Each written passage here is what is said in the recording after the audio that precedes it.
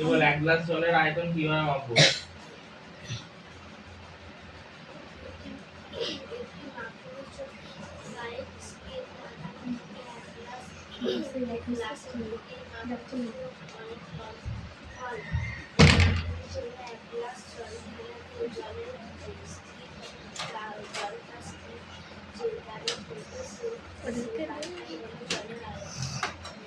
জোরে বল।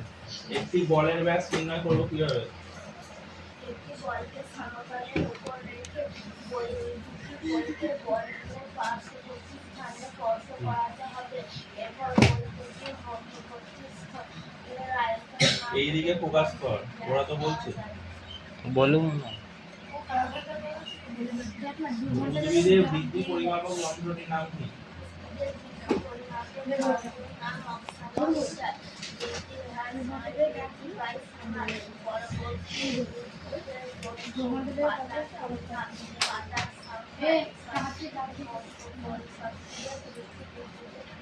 Digital stopwatch কি?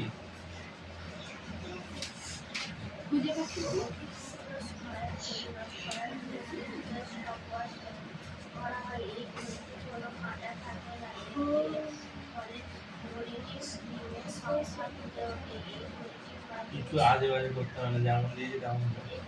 আমি কি করছি?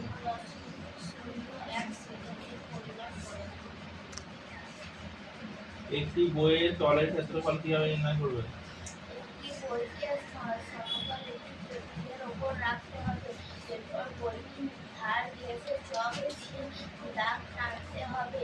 এবার একটি স্কেলের সাহায্যে ওই টেবিলের ওপর আয়তক্ষেত্র দাগ দিয়ে দৈর্ঘ্য প্রস্থ মাপতে হবে।